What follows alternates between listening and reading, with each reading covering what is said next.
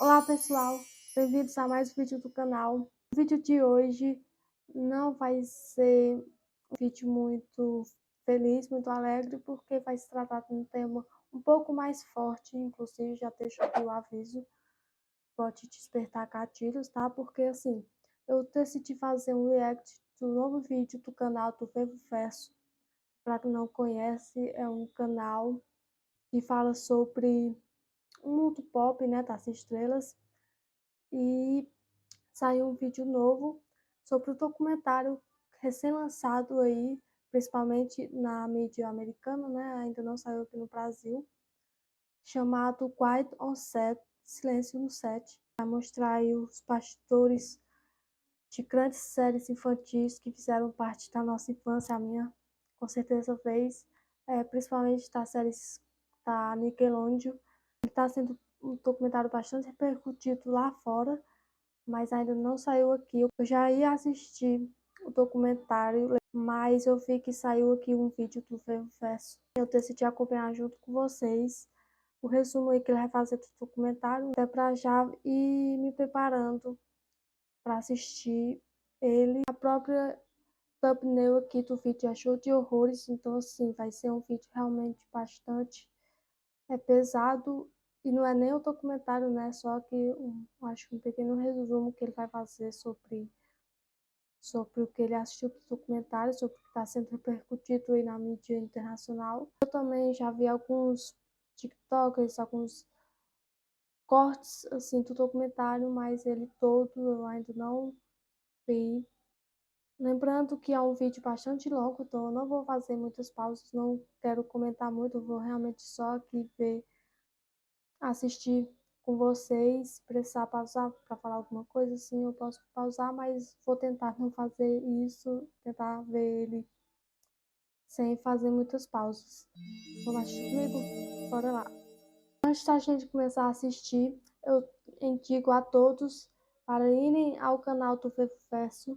É um canal que tem conteúdos incríveis, principalmente sobre a celebridade, sobre o mundo pop, e consegue falar com o público de um jeito que eu gosto muito de assistir. Passa informação e com a carisma assim, que ele tem, faz com que o vídeo assim, de até 20, 30 minutos passem voando, assim, porque ele sabe muito bem como se comunicar e eu adoro os vídeos dele.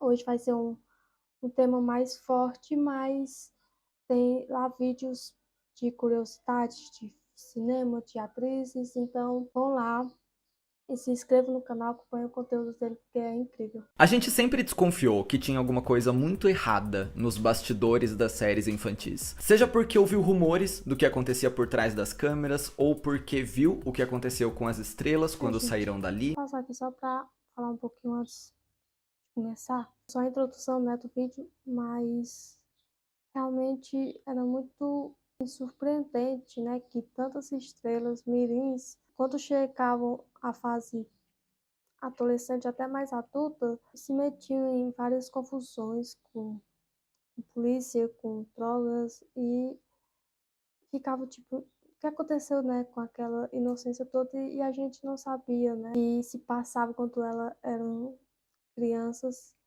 e realmente o abuso, assim, né, ele muda vidas, obviamente. Então, assim, com certeza tem uma relação, né? O que eles sofreram quando eram crianças e chegar à fase adulta, meio que ficarem perdidos, né? Atrizes como a própria Amanda Bynes, né? Sou muito fã dela ainda, né? Mas era mais ainda quando era adolescente e acompanhava os filmes dela. De um tempo, parei de ver ela nos filmes, fiquei tipo, como será, né?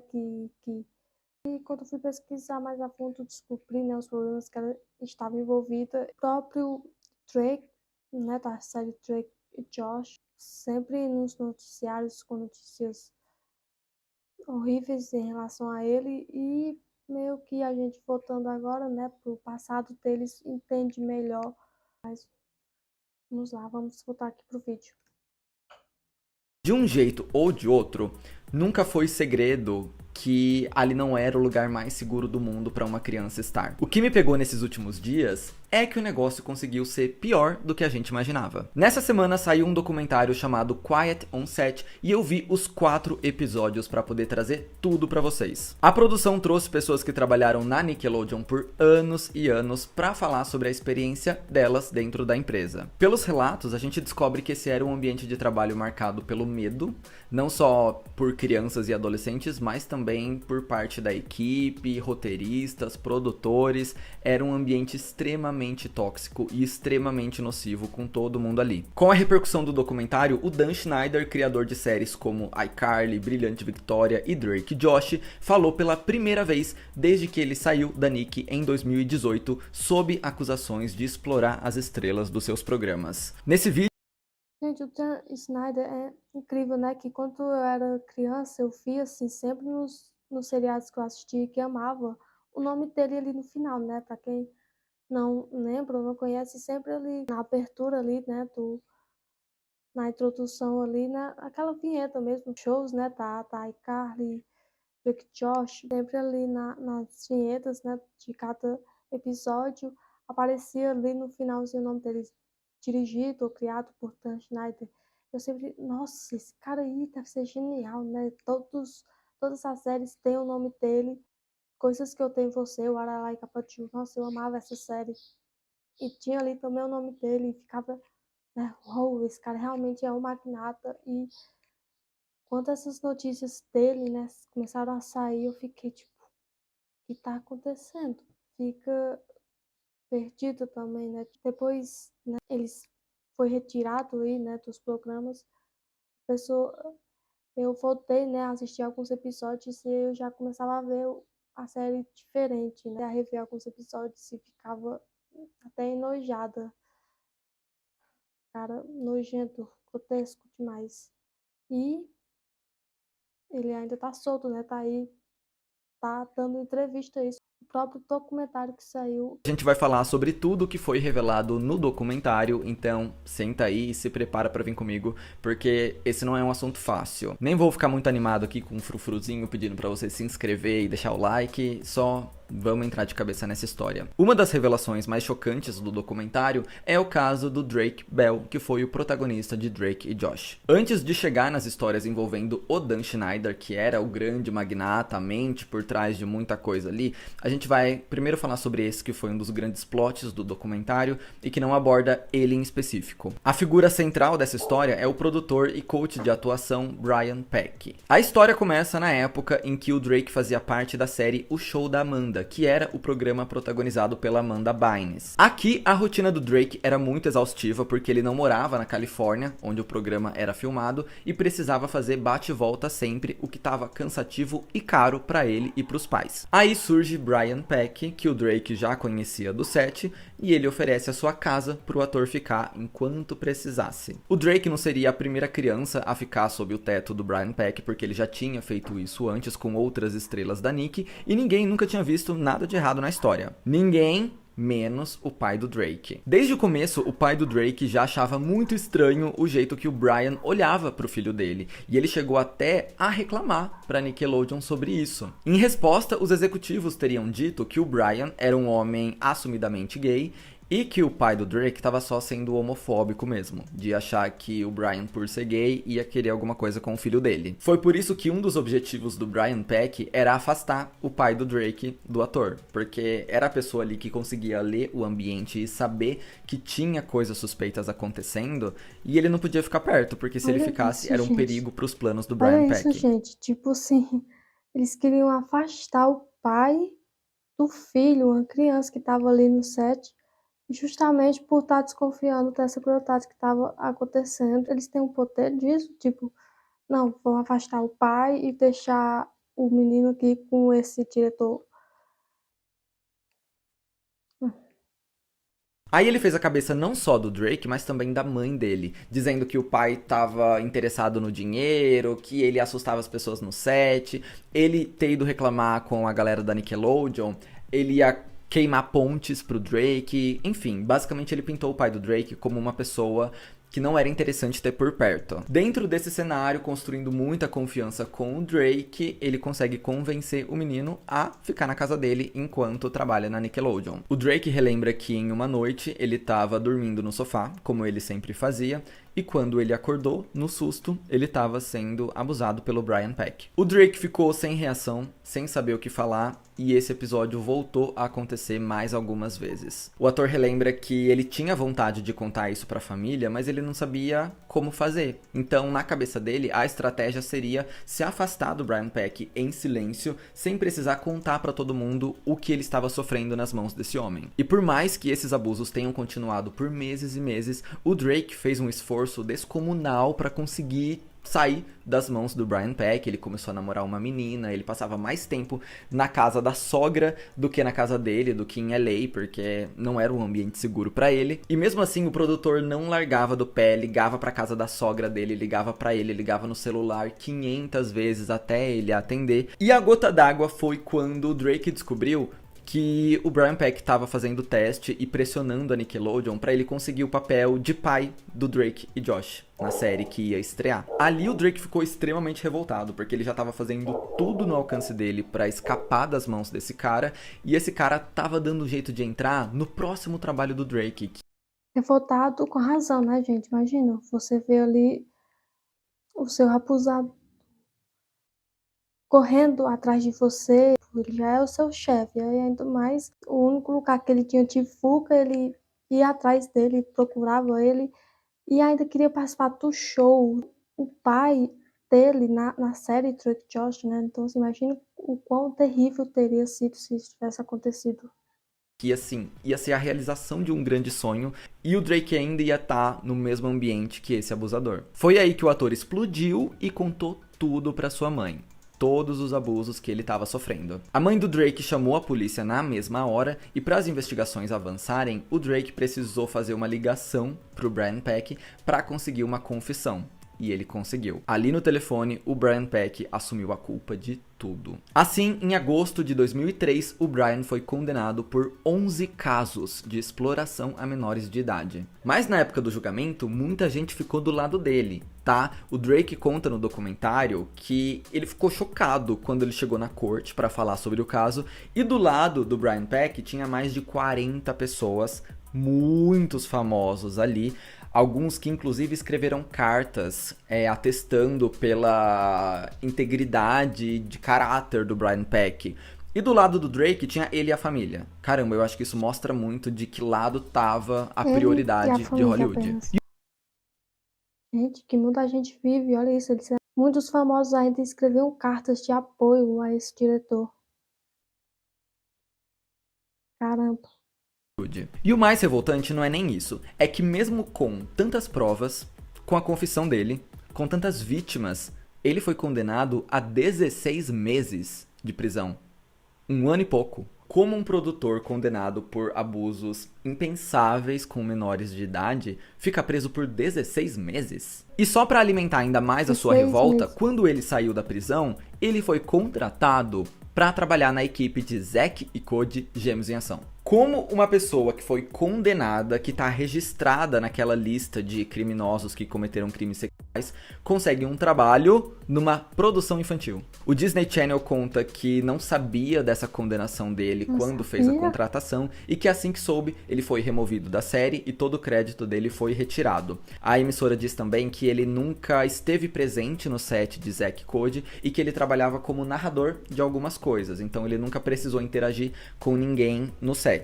Graças a Deus, espero que isso seja verdade, espero que essa pessoa nunca fique perto de crianças novamente. Ainda nesse segmento do documentário, o Drake conta que o Dan Schneider foi uma das pessoas que ficou do lado dele, e assim que soube tudo, se colocou à disposição para ajudar a família do Drake com qualquer coisa que ela precisasse. Mas nem todo mundo conseguiu ser abençoado pela benevolência de Dan Schneider, e ele deixou uma lista de vítimas pelo caminho. Vamos falar agora sobre o caso da Amanda Bynes. Amanda era considerada a queridinha do Dan Schneider, tanto é que ela ganhou uma série só dela. Ele via muito potencial na menina. Só que a coisa começou a ficar estranha no set do show da Amanda, quando, de repente, tanto a Amanda quanto o Dan Schneider... Essas imagens aqui, do Dan Schneider com as outras, não só com a Amanda, mas também já vi algumas imagens dele com a Ariana Grande, como se ele tivesse o poder sobre elas, né, sempre com a mão aqui, outra ali, chegando perto delas, isso dá uma agonia de assistir, olha isso. Snyder sumiam, ninguém achava eles nas gravações, e depois eles voltavam falando, a gente saiu junto pra fazer tal coisa, a gente estava no escritório escrevendo tal episódio. Momentos em que o Dan Schneider sumia e a Amanda Bynes sumia junto. A galera via uma movimentação estranha acontecendo entre os dois, e não só isso, tinha coisa que acontecia na frente das câmeras. Em um dos episódios, a Amanda e ele estão dentro de uma mesma jacuzzi, ela de biquíni e ele totalmente vestido, e eles estão brincando ali no diálogo sobre o Dan ser o criador da série, então tudo que acontece na frente das câmeras foi ele que escreveu. E ela diz, inclusive você que fez a gente estar aqui junto, né? Você que escreveu a gente nessa banheira. E ele concorda e diz que sim.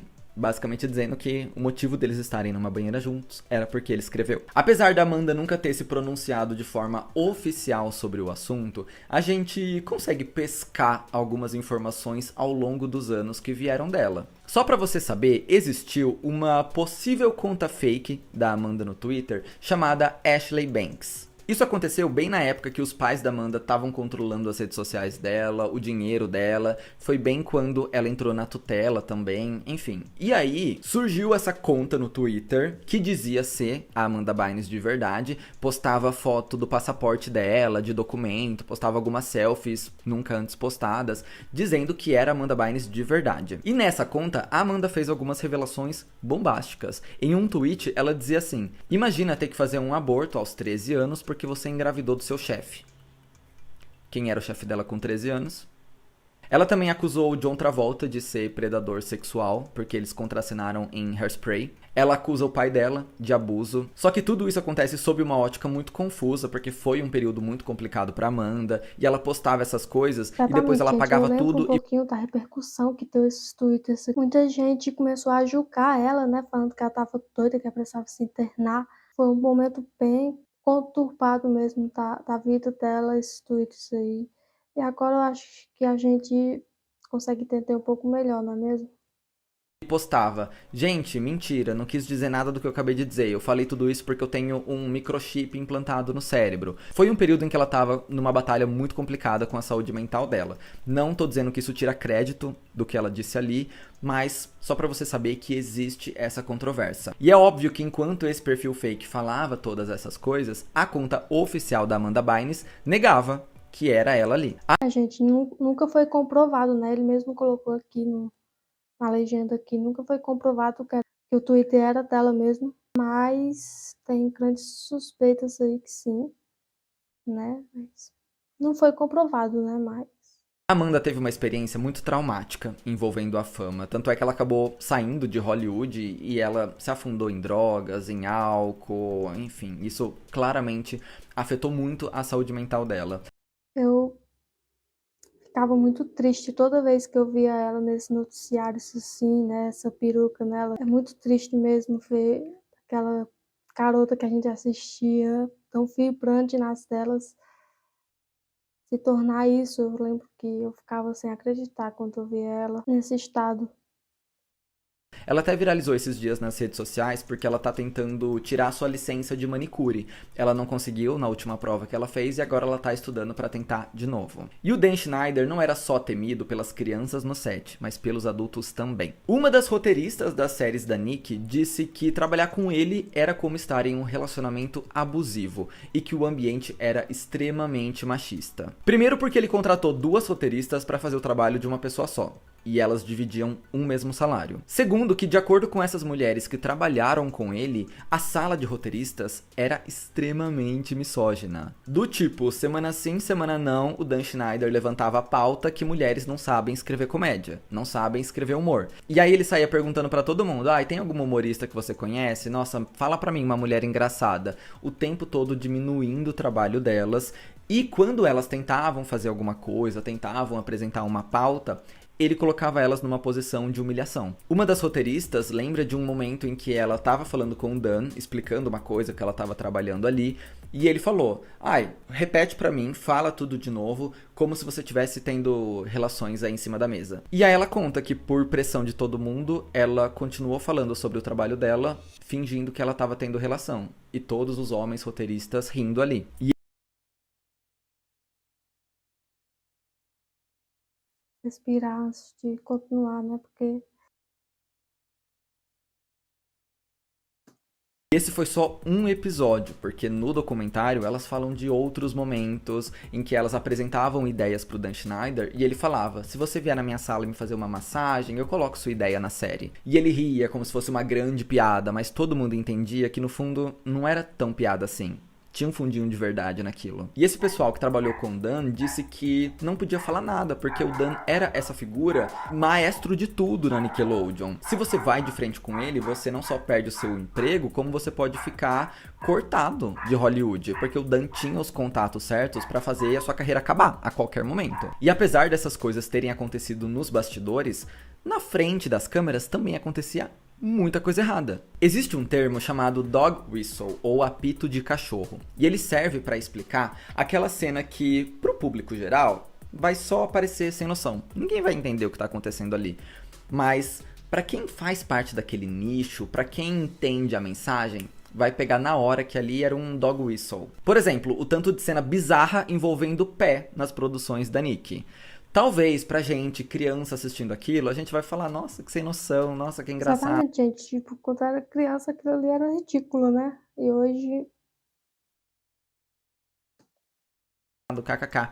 Mas pra quem tem fetiche, pra quem gosta de ver pé de criança, aquilo ali é o apito de cachorro, entendeu? Ali eles entenderam que a mensagem era pra eles. E as séries da Nick estavam carregadas disso. O ator Liam Frearson, que fazia All That, lembrou que uma vez ele teve que interpretar um super-herói chamado Menino Nariz. E a caracterização desse super-herói fazia com que o nariz parecesse a parte íntima do homem. E pra piorar, quando ele espirrava, quando o menino nariz espirrava, voava um líquido na cara das pessoas, como se fosse o catarro. Mas você soma uma coisa com a outra, você percebe que aquilo ali era pra significar outra coisa. E essas cenas em que coisas espirravam eram muito comum. O Leon disse que já tinha noção do que aquilo representava e que, apesar de ficar desconfortável e de se submeter a esse tipo de coisa, ele não tinha coragem de falar nada, porque ele sabia que o Dan Schneider era muito poderoso e podia tirar ele da série assim. E a verdade é que talvez nem adiantasse também falar alguma coisa. A Daniela Monet, que fez a Trina em Brilhante Victoria, disse que chegou a conversar com a Nickelodeon sobre uma cena que ela não queria gravar porque ela estava extremamente desconfortável, e o estúdio foi lá e gravou mesmo assim. Agora que a gente sabe de todas essas histórias, o público suspeita que o Dan Schneider até tentou se vingar da Daniela Monet depois, porque na temporada seguinte de Brilhante Victoria, a Trina aparece pouco, e quando aparece é pra ser humilhada, é pra sofrer algum tipo de represália na cena, no set, enfim, aí já gente, assim, eu sei que essa personagem não era uma das mais queridas da série, mas, tipo assim, eu particularmente, eu não gostava dela também. Ela não era a estrela, né, da série, eu gostava muito mais da personagem da própria Victoria, da personagem lá da Cat, né, da Ariana Grande. Mas, tipo assim, eu não gostava quando aparecia essas cenas dela assim, sabe? Era muita humilhação, acho que não tinha necessidade. Eu acho que agora, né, dá pra entender o motivo da personagem dela sofrer tanto na série. é mais teoria do pessoal mesmo, mas eu não me surpreenderia, porque o que dizem do Dan Schneider é que ele dava um jeito de colocar em cena o que ele queria ver na vida real. Ainda sobre a história dos pés, vale lembrar que na época de Sam and Cat, o Dan Schneider fez um concurso pedindo para que os fãs, que eram crianças, escrevessem coisas no próprio pé e mandassem pra ele. Dispensa comentários, né? E foi nessa época de Sam and Cat, por volta de 2014, que a Nick começou uma investigação interna sobre as condições de trabalho. E aí, tomou a decisão de tirar o Dan do set das gravações. Mais pra frente, o Dan Schneider diria que foi decisão dele sair do set de Sam and Cat e que não sofreu nenhuma represália da Nickelodeon na época. Enfim, chegamos em 2017, no auge do movimento Me Too, que falava justamente sobre os abusos que aconteciam aconteciam em Hollywood e as pessoas começaram a postar nas redes sociais algumas evidências sobre o Dan Schneider ser um desses abusadores. Esse assunto foi ganhando mais e mais visibilidade até que em 2018 a Nickelodeon comunicou que estava desligando o Dan Schneider. E de repente o magnata que criou tanta coisa ali saiu da empresa. E desde então, Dan Schneider ficou em silêncio absoluto, até que agora, depois do lançamento de Quiet on Set, o The Hollywood Reporter publicou uma entrevista exclusiva com ele, falando sobre tudo. É isso, né, cara? Tipo, o cara já ele era pra estar preso, ele tá aí dando entrevista. Isso é ridículo.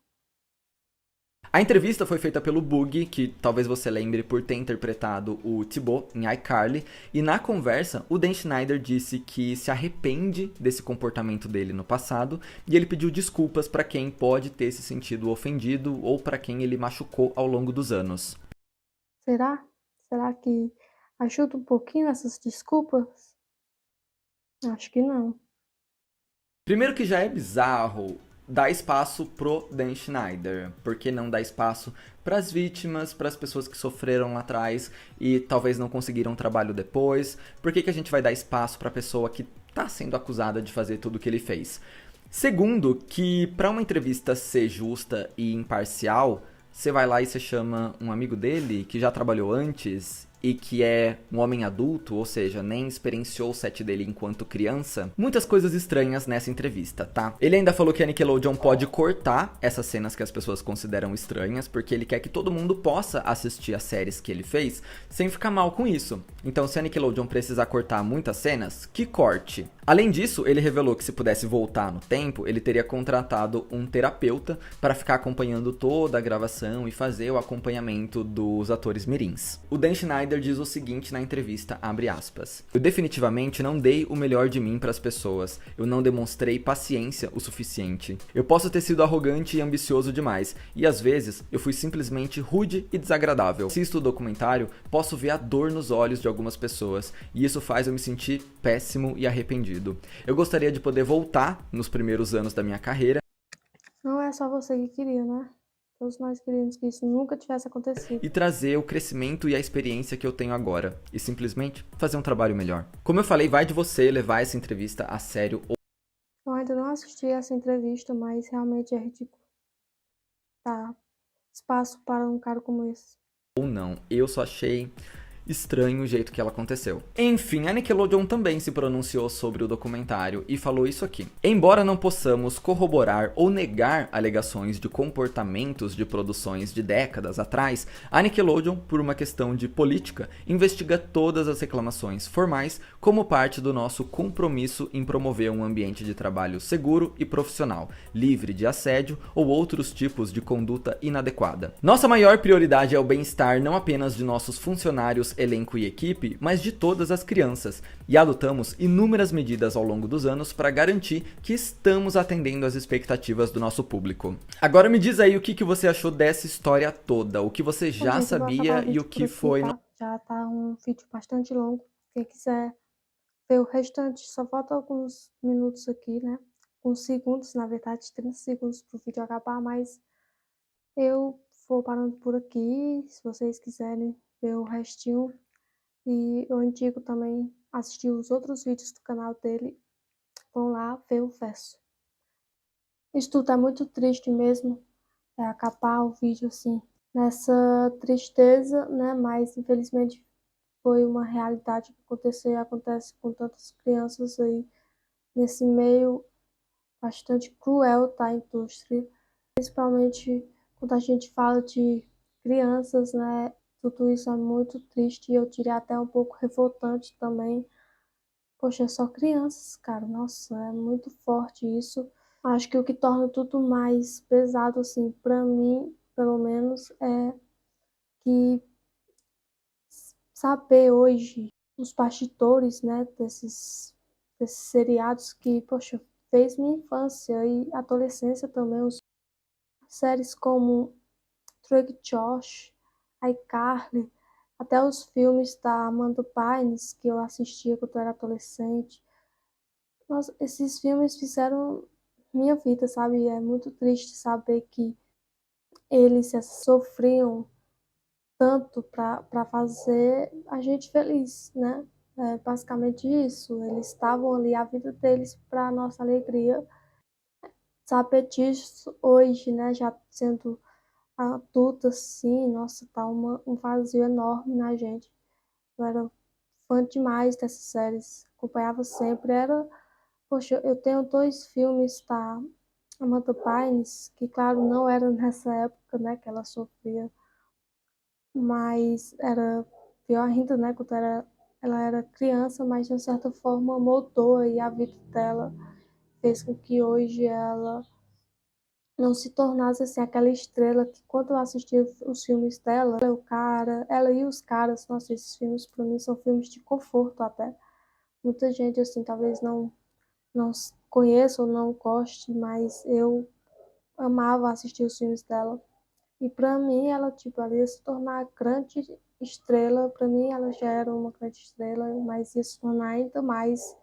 Eu ia tipo estar hoje aqui assistindo os filmes dela na fase adulta dela, né? E saber que ela saiu, né, meio de um jeito mais triste possível. Quando ela era criança, acontecia isso com ela, enquanto ela estava ali sorrindo e fazendo a alegria de todas as crianças, um conforto e risadas nas crianças, enquanto ela, como uma, não se sentia feliz e sofrendo ainda. É um tema muito pesado mesmo. Eu ainda pretendo assistir o documentário e saber mais ainda sobre esse tema e esses shows de horrores de fato que acontecia. Eu vou deixar aqui na descrição o link do canal do Fevo Verso para vocês acompanharem ele, se inscreverem lá no canal dele. O vídeo de hoje, infelizmente, acaba de um jeito, para mim, pelo menos, muito, muito triste. Mas é o que vai ter por hoje. Um beijo e até a próxima.